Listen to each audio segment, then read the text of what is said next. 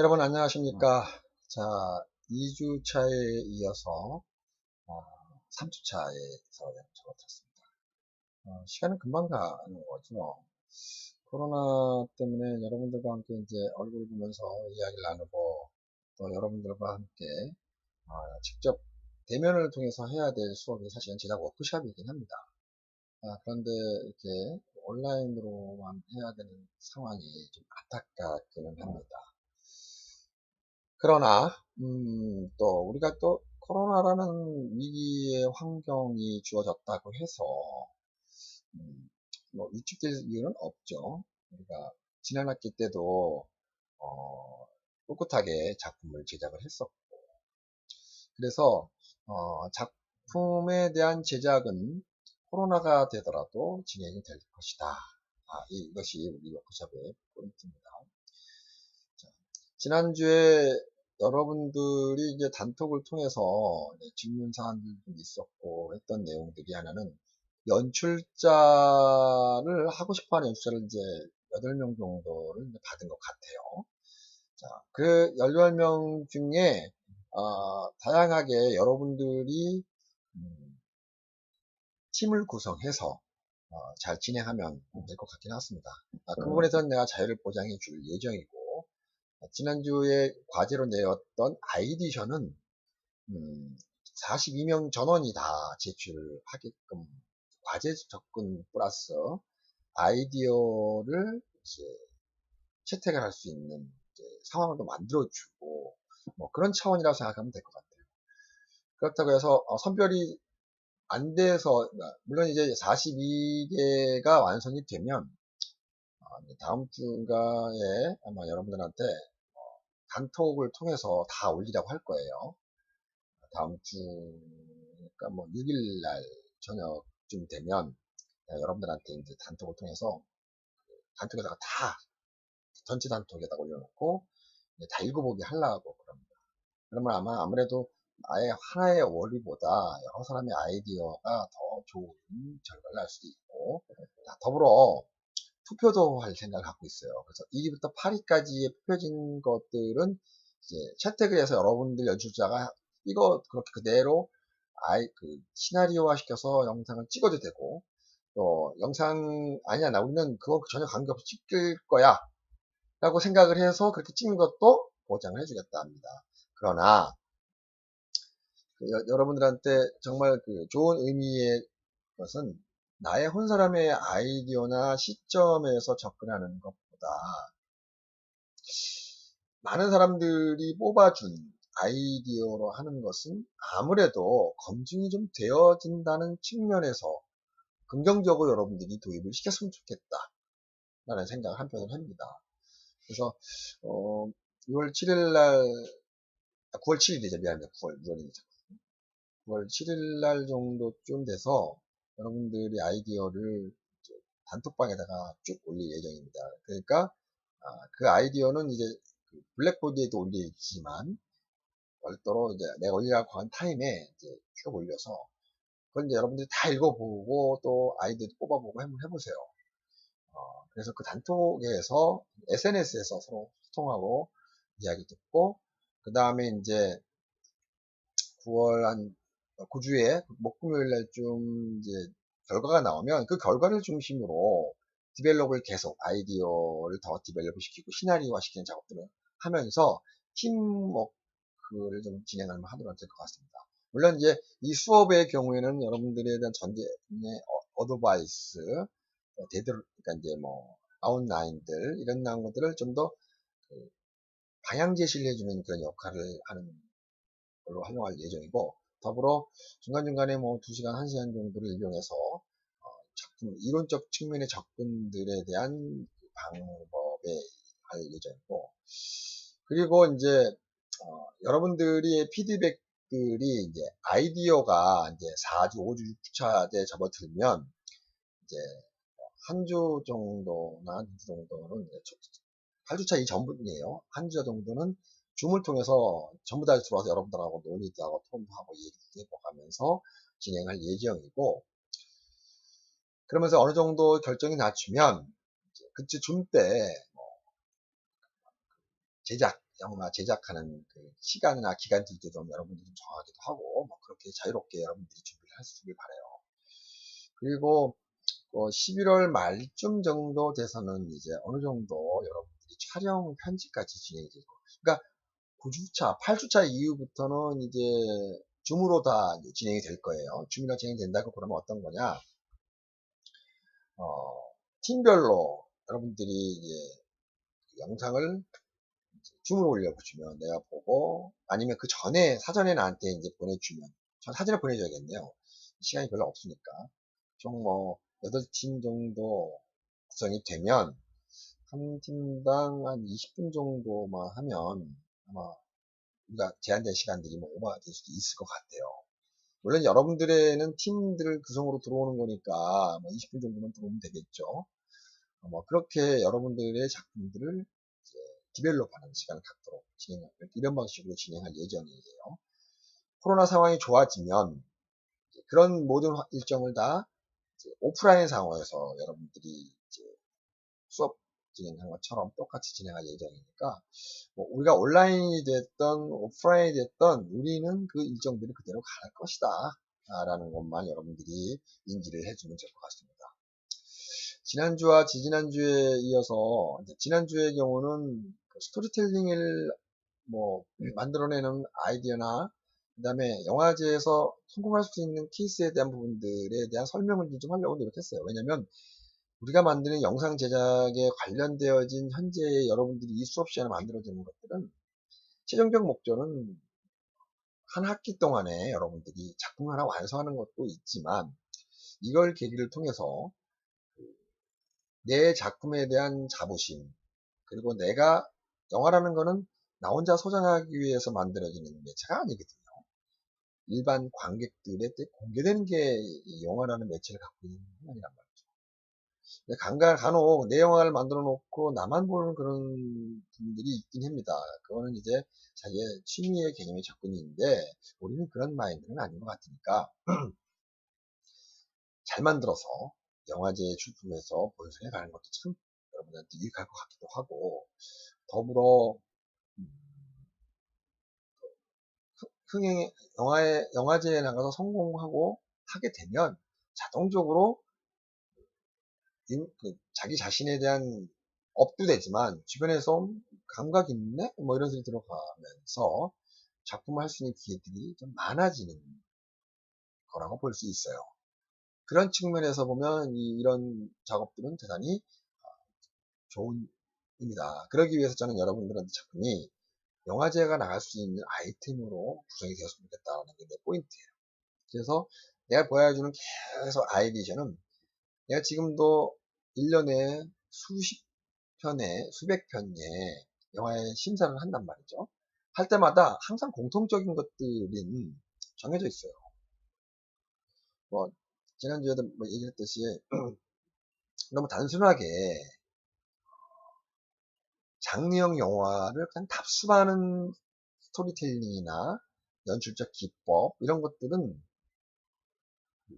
그때는 재미있게 구성이 됐다 하더라 할지라도 그다지 추후에 단편영화라는 개념의 장르들은 예술이라는 테두리 안에서 움직여지기 때문에 그것이 갖춰야 될 조건을 갖춰줘야 돼요. 장르형 영화의 스토리텔링처럼 명확하게 그렇다고 해서 스토리가 이어지지 않고 개연성이 없어지면 안 돼요. 그러나 너무 노골적으로 상업영화나 기획영화나 장르형 영화의 패러다임을 그대로 납습하는 경우는 오히려 심사위원들한테 마이너스 효과를 볼 수 있다. 난 여러분들 8편 많이 만들어진다고 8편이면 10편이든 많이 만들었다면 이 작품들이 다 잘 만들어서 본선에 갔으면 좋겠어요. 그리고 각종 영화 지원작 선정해서 프리프로덕션을 빨리 해서 지원금도 받아가면서 여러분들 돈 안 들이고 찍었어도 좋겠어요. 다른 영화 만드는 학교에서는 그런 방식으로 합니다. 물론 경쟁률이 세죠. 그러기 위해서는 시나리오 탄탄해야 되죠. 그런 측면에서 여러분들한테 시나리오를 강의를 하고 시나리오에 대한 접근을 하게 되는 것이라고 볼 수 있을 것 같아요. 지난주에도 사실은 스토리텔링에 대한 부분들을 언급해 가면서 설명을 했고, 엠브비깅이라는 영화를 여러분들한테 잘된 케이스로 설명해 준 적이 있었어요. 그 의료기기가 갖고 있는, 그리고 거기에서 인간들이 서로 환자와 가족과 의사와 간호사의 각자의 자기의 입장에서만 바라보는 현대사회의 소통과 단절에 대한 이야기들을 상징의 의미로 표현했다라는 측면에서 굉장한 호평을 받았던 영화입니다. 그게 2012년, 15년 대한민국 대학영화제 대상을 받았고, 엊그저께도 이제 방송 프로그램 제작에 심사를 할 때도 그 작품이 올라와서 좋은 평가를 받았을 거예요. 그래서 그 아마 방송될 겁니다, 또. 그런 것처럼 수많은 영화들이 1년에 500편에서 1000편 정도가 만들어져요, 단편 영화가. 일반인도 만들지만 주로 학교 워크숍 작품으로 굉장히 많이 만들어진단 말이죠. 그냥 개인적으로 우리의 작품들이, 특히 우리 학교의 작품들이 영화제에 나가서 상을 받았으면 좋겠다. 내지는 본선에 찍혔으면 좋겠다. 이런 바람이 굉장히 강한 거죠. 조금만, 아주 조금만 영화제의 소재적 예술영화에 갖춰야 될 조건만 갖춘다고 그러면 얼마든지 갈 수 있지 않느냐는 생각이 한편을 하거든요. 그런 측면에서 볼 때는 여러분이 조금만 노력만 한다 그런다면 얼마든지 가능하게끔 만들어주는 게 또 제 역할이라 생각합니다. 그래서 작년에 지난 학기 때 만들었던 작품, 여러분들 선배의 작품의 경우도, 배급사가 이제 붙었어요. 요즘에 배급사들이 잘 붙더라고요. 여러분들도 아마 배급사 붙게끔 적극적으로 훈련을 주겠어요. 배급사들이 많이 생겼어요. 근데 배급사들이 선별을 하죠. 아무거나 다 배급을 한다는 건 아니니까. 그런다는 측면에서 볼 땐 영화제를 기질이 대신 내주기도 해요. 해외영화제 얘기도 하고, 국내영화제도 하고. 또 그것뿐만 아니라 각종 영화제에서 환경이 만들어지는 그 방송 프로그램에 나가게끔 만들어준다든지 이렇게 하기도 합니다. 지난 2, 3년 전에는 제가 TV조선을 통해서 우리 학교 작품들을 방송으로 계속 내보냈었어요. 그래서 그때도 체크했는데 그 제도가 사실은 없었어요. 최근에는 또 이제 다른 방송사에서 이제 분당 방송 전파 이제 저작권료를 지불되는 분들이 만만치가 않아요. 3, 400만 원 주기도 하고 그런 하더라고요. 여러분들이 만들어서 100만 원을 줬다. 그러면 여러분들이 드린 돈들 또 그쪽에서 잘만 만들면 그렇게 도움이 되지 않겠느냐 라는 생각을 한편으로 해봅니다. 그런 측면에서 스토리텔링, 그 다음에 작품 만들 때 접근하는 방식, 이런 것들을 내가 아무리 여러분들 설명을 해도 백문이 불여일견이라고 직접 작품들 많이 봐줘야 돼요. 저런 방식 찍으니까 되더라. 그러니까 수상작들을 자주 봐줘야 돼. 누가 한간에 그런 얘기를 하더라고요. 야, 저 작품 좀 똑같이 좀 보고 따라 좀 해봐. 그리고 똑같이는 아니라 세상에는 아무리 똑같이 따라한다 똑같을 수가 없어요. 물론 카피하면 그건 똑같으니까 의미가 없는 건데 새롭게 만든 차원의 접근은 똑같을 수가 없어요. 그런 장면은 아니지만 저기는 장점이 뭐구나 하고 장점만 뽑아내서 영화를 만든다고 그러면 여러분 작품도 아주 좋은 작품일 수 있을 것 같아요. 물론 이제 시나리오 단계에서 여러분들이 아이디어 내는 부분들을 최대한 보는데 아이디어 안에서도 수상작이 될 만한 아이디어는 있고 너무 흔하게 접근하는 방법의 아이디어도 있을 것 같긴 해요. 그런 방법에 대한 부분들을 내가 여러분들 살짝 제시를 해줄 것 같은데 찍어놓거나 시나리오를 써놓을 때 너무 심파적인 느낌을 받거나 영화가 스토리텔링이 장르형 영화 같은 느낌을 받거나 그렇게 되면 단편 영화가 갖고 있는 예술성, 그 다음에 독립영화가 갖고 있는 독립성 이런 것들이 많이 상실되기 때문에 그런 영화라면은 장편 영화를 통해서 기획영화, 장르형 영화를 찍지 왜 단편을 찍겠어? 라고 보는 시점이 심사위원들의 시점입니다. 그런 측면에서 볼 때 여러분들이 조금은 작품의 지금 42명의 아이디어를 중심으로 아이디어는 얼마든지 가능합니다. 단 그거를 어떻게 스토리텔링을 통해서 풀어가느냐. 이게 중요한 것 같아요. 그런 방식들은 설명 가지고는 어려워요. 작품을 자꾸 봐줘야 돼. 특히 수상작들이 어떠한 유형을 갖고 있는지를 여러분들이 캐치를 하고 장점들을 뽑아서 그 장점들을 여러분들 자꾸 집어넣고 아이디어로 가는 게 지금 상황에서는 가장 적절한 방법이 아닌가라는 생각을 합니다. 그런 측면에서 오늘도 역시 지난주에 이어서 스토리텔링을 좀 여러분들한테 만드는 방법에 대해서 설명을 좀 하려고 그래요. 또한 영화가 갖고 있는 샷의 의미, 샷의 문법 이런 것들을 여러분들 잘 알아요. 내가 영상 연출 때도 많이 설명했기 때문에 근데 이런 거는 자꾸 설명을 해도 사례가 달라지기 때문에 계속 해야 된다. 아마 100% 법칙 이런 얘기들은 여러분들이 4학년이 될 때까지 얘기할지도 몰라요. 중요한 것들이니까. 그런 측면에서 볼 때. 자, 그래서, 자, 오늘도 역시 그 스토리텔링과 샷의 문법, 이야기 구성, 대상의 촬영 구도에 대한 설명을 좀 해볼 생각을 갖고 있습니다. 자, 보시죠. 자, 스토리텔링. 자, 이것도 사실 개발적으로는 포맷, 내가 여러분들 제시할 수 있는 내용들은 이게 전부라고 얘기할 수 다한이 아니에요. 자, 이야기의 주제 정하기. 좋은 소재가 뭡니까? 좋은 소재. 좋은 소재가 과연 뭘까? 여러분 공부를 많이 하죠. 평범하지 않는 이야기. 소재에 있어서 가볍거나 무겁 없다. 진부한 소재는 흥미를 유발할 수 없다. 자, 대략적으로 좋은 소재에 대한 접근 방식에 있어서의 세 가지 방식이에요. 물론 저도 역시 이 부분에 대해서 스토리텔링에 대한 아이템들을 다른 분이 만드신 것들 저 나름대로 해석해서 말씀드리는 내용들인데 평범한 이야기를 가지고 영화를 할 수는 없어요. 그러다 보니 자꾸 사건이 터지고 사건이 너무 노골적으로 표현되었을 때 오히려 역효과가 나는 경우가 있다는 거 여러분들 좀 명심해 주길 바라요.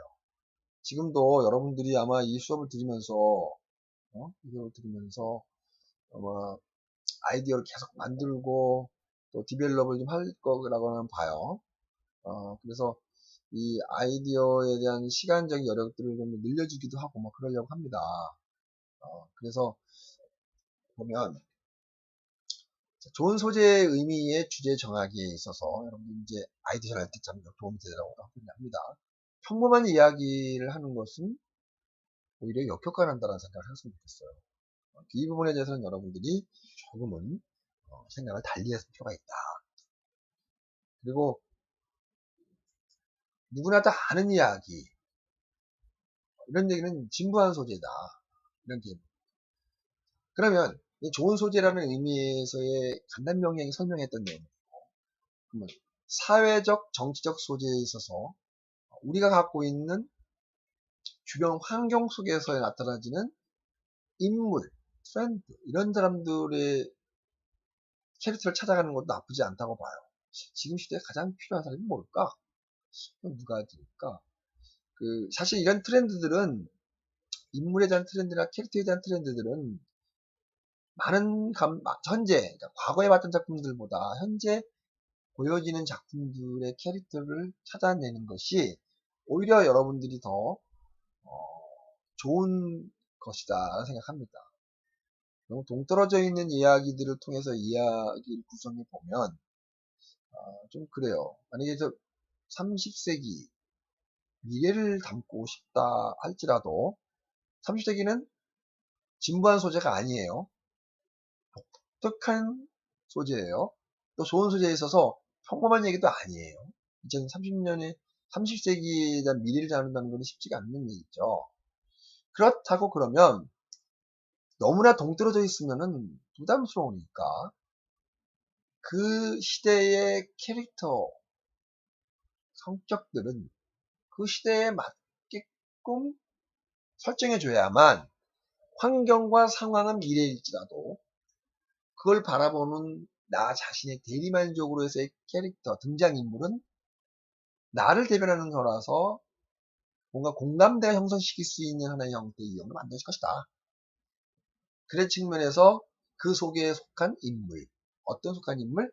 사회에 속한 인물, 정치에 속한 인물의 등장인물이 나와야 된다. 이 말을 하고 싶어요.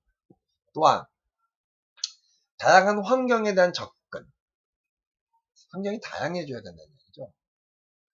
너무나 일반적인 우리가 가끔씩 멜로를 다루거나 그다음에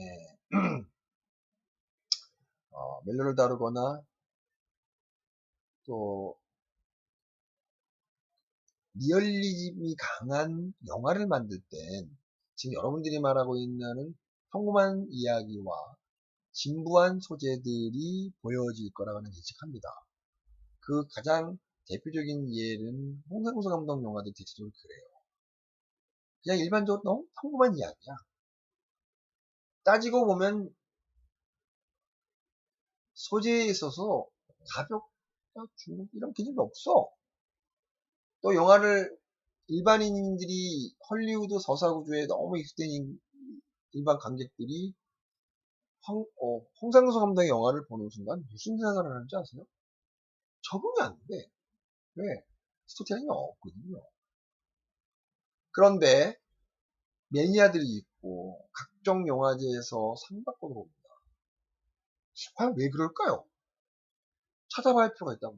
왜 그럴까요? 평범한 이야기를 다루고 있는데 구성 방식은 평범하지 않아요. 원래 원컷이야. 일반 상업 영화나 장르형 영화들은 컷 바이 컷, 샷 바이 샷의 문법에 의해서 그러는데 홍상수는 그렇지 않다는 거죠. 즉흥 연기. 1960년 니멜바그가 사용되어졌던 즉흥 연기. 원래 원카, 핸드헬드 해보고 있단 말이에요. 평범하지 않아요. 절대 평범하지 않아요. 진부한 소 절대 아니에요. 그 사람들이 서로 일상적인 말로 싸우지만 그 내면 속에는 정말 진부하지 않는 머리싸움을 하고 있거든.